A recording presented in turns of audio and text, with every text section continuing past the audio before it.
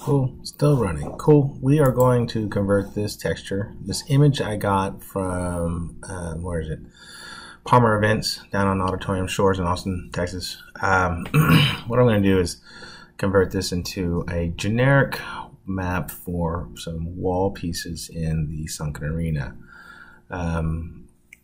It already has some natural scenes in here. It had already showing, which is fine. I'm probably going to paint those out and make sure it's cleaner. So first things first, let's go ahead and clean it up. I'm going to make it a square. What I'm going to do is create a new image actually. I want to not mess with this one. And then I'm going to make it square. I'm going to get 2048. I'm going to make it twice the size that I'm going to end up with. It's a good idea to go ahead and make it 2-3 times bigger than the size that you're actually going to output as. It gives you a lot more room for error. 2048 by 2048. I'm going to do 1024 when it's all said and done, if I remember to reduce it, which I usually don't. Now, what I'm going to do in here, I'm just going to grab the entire wall that I can, and grass will be added to it. And I'll just take that out. I'm going to control copy and then control W to close it. Control V. So I got a lot of room here. I have a Google Pixel 4 phone, so it takes very large photos. What I like about this is the transition between the dirty level and the clean level, between the two different formats. It looks like it was a wall built at one level, and then they added to it later. But then subsequently, they've broken some pieces up to kind of make it look like maybe, I don't know. It looks kind of almost like a slap together kind of job, which is fine. Because that's what I'm going to do with it anyway. So what I'm going to do is maximize the amount of color variation I have, so I have a top and bottom, and that'll help the viewer's immersiveness in the actual game. So without going too crazy, what I'm going to do is hit Control A, because I like this selection right here. Control Copy, Control V. That means I have kept the original layer all by itself. I'm going to put that in a folder. This is a common working practice I usually do. Just call that ref. Now what I'm going to do is just turn that off and turn this one on, and this one is just a square. Oopsie, that one. This is just a square. And now the easiest thing you do to scene this up, just undo that. We'll go to Filter and Offset, and then since I know the size, we're going to use 1024 on the horizontal and 1024 on the vertical. By default, it comes at 0.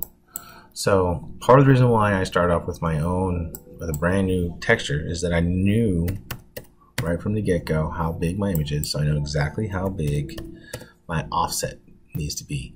Now here's where my happiness turns into trouble, because I love the color change, but now if I want to make it tileable up and down, I'm going to have to adjust this. One thing I could do is probably just offset it on the horizontal and leave the vertical alone, so that it always has a top and bottom. I think that's what I'll do. That'll be smarter. So what I want to do is get some of this brown dirt over here and get some of this dark dirt over here and fix these seams up. Usually what I like to do, the fastest way for me to make a seam fix is take the side I like, paste a copy of it, and slide it over. Now I know that's a mirror, but if I hit Control T, I get my transform, I can flip it, and then it's a mirror, and that's just like, there's no doubt of the pattern and texture that's there, which is fine. All I gotta do now, I'm gonna create a mask. This is a non-destructive process. And with a mask, I can go to my paint. We're going to paint in black and white because it's a binary grayscale concept. And we can just start erasing things. I hit B. Let's see what brush I'm in, because I've used several brushes in the last few videos. Alright, my computer's running a little slow, so I got a lot of things happening. But I'm going to go ahead and make quick work of this. What I'm going to do is just use a stamp tool, or brush tool, and just kind of brush away.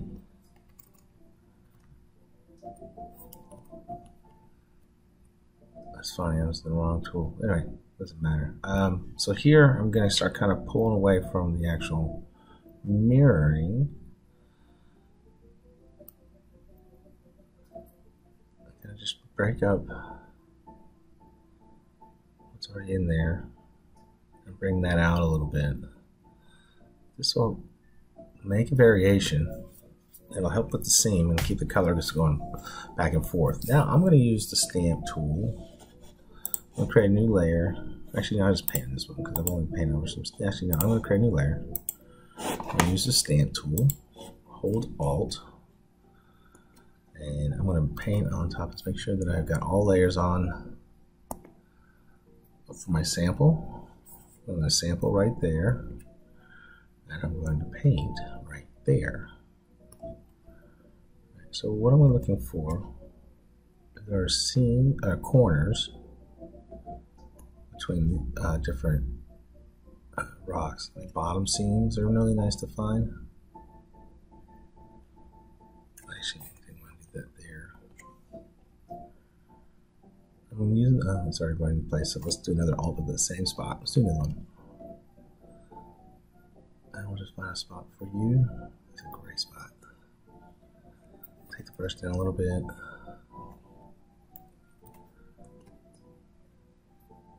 Alright. So we're going to take that corner right there. I love doing that.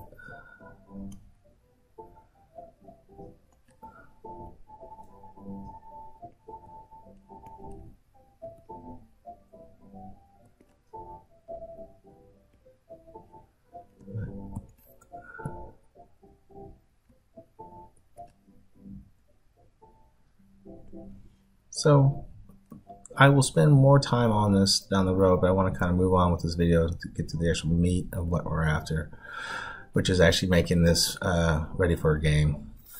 So I'll go back down in here real quick and paint into the actual,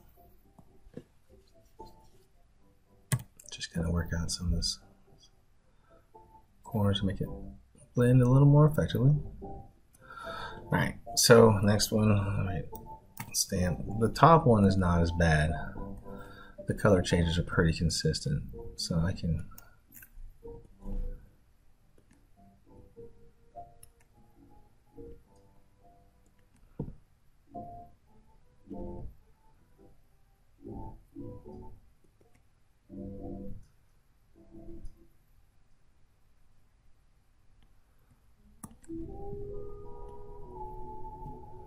and so that took care of that seam rather quickly.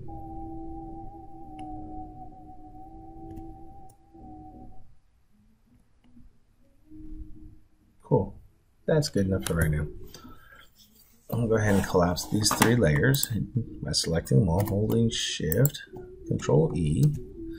Alright, I want to make sure that I have a solid background, which I do. I don't think I've made any other holes in it. I'm going to go ahead, go back to Filter and just click on Offset, put it back to where it was. Alright, I'm going to make a duplicate of this layer. And now what I'm going to do is make a normal map. It's real easy in the newest versions of Photoshop. Just go to 3D, generate normal map. And I know Unity has a means to accentuate and push the amount of normal mapness in the actual app. So I'm going to probably kind of keep it kind of low key and toned down. If it runs, if it doesn't run, I may have to actually stop the stream and get it going. Here it comes. So here's everything that it's doing. You can see the entire history of what it's actually doing right there. Let's go ahead and just take a quick spin on it. I'm going to go ahead and hit OK. It's pretty soft, but it'll work for what I'm doing right now. I can always go back and fix it. I'll hide that one. Now, what I want to do is, this is probably going to suck up a lot of resources, but we'll see what happens. Go back to Filter, 3D, and this time I'm going to generate a bump map or a height map.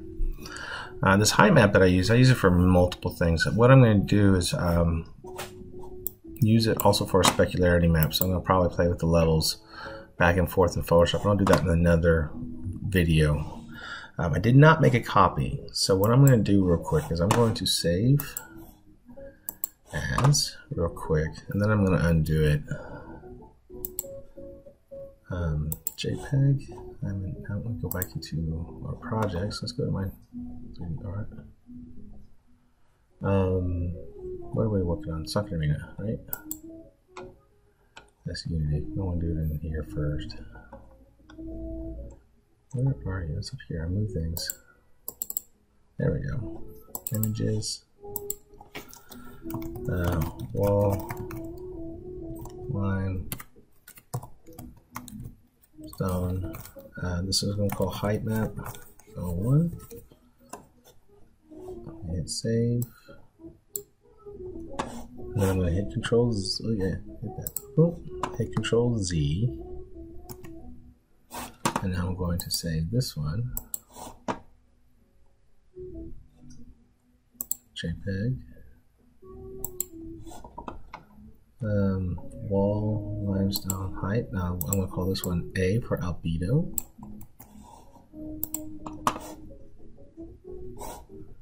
Okay, and then the last one will be saved as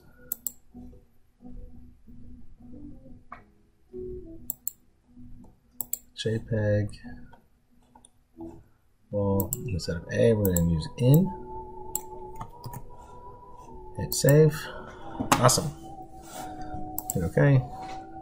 I'm going to save this as